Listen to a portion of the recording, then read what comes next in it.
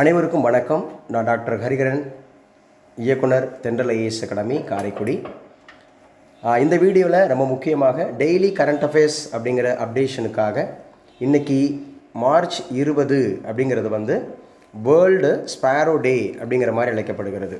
அதாவது உலக சிட்டுக்குருவிகள் தினம் அப்படிங்கிற மாதிரி அழைக்கப்படுது. இது ரொம்ப முக்கியம். அனைத்து போட்டித் தேர்வுகளில் அதிகமாக கேட்கப்பட்ட ஒரு கேள்வி. ஸோ எப்போவுமே ஒரு டே வருது அப்படின்னு சொன்னால் அந்த டேயோட தீம் கேட்பாங்க.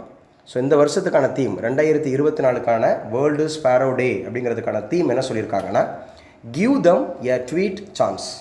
Give them a tweet chance. I love sparrows, we love sparrows. I love sparrows, we love sparrows அப்படிங்கிறது கொடுத்துருக்குறாங்க. இது ரொம்ப ரொம்ப முக்கியமானது அப்படிங்கிறத நம்ம பார்க்குறோம். ஸோ இன்றைக்கி 20th மார்ச் வேர்ல்டு ஸ்பேரோ டே.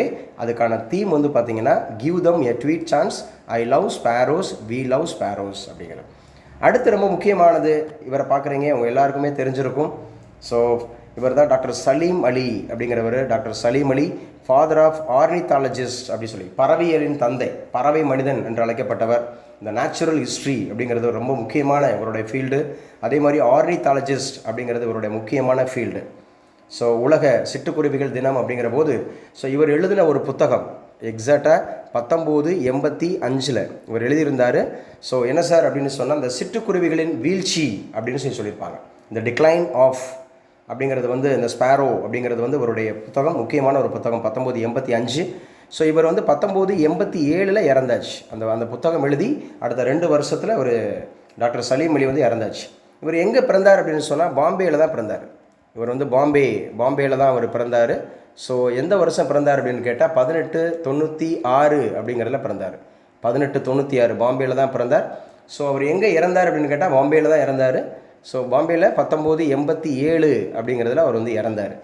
ஸோ இவர் வேறு என்னென்ன அவார்ட்ஸ் எல்லாம் வாங்கியிருக்கிறாரு அப்படின்னு சொல்லி பார்த்தோம்னா, இவருக்கு முக்கியமாக 1958 அப்படிங்கிறதுக்கு இவருக்கு என்ன விருது கொடுத்துருக்குறாங்க அப்படின்னா, பத்மபூஷன் அப்படிங்கிற விருது கொடுத்துருக்குறாங்க. பத்மபூஷன் விருது வாங்கியிருக்கிறார்.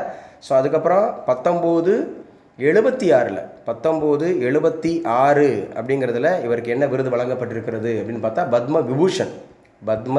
விபூஷன் அப்படிங்கிற விருது வாங்கியிருக்கிறார்.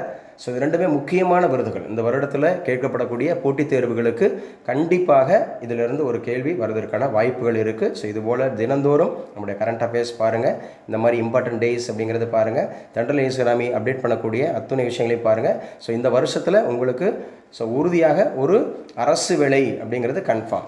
ஸோ நம்முடைய தென்றல் ஐஏஎஸ் அகாடமியோட யூடியூப் சேனல் இது வரைக்கும் சப்ஸ்கிரைப் பண்ணாதவங்க சப்ஸ்கிரைப் பண்ணி வச்சுங்க.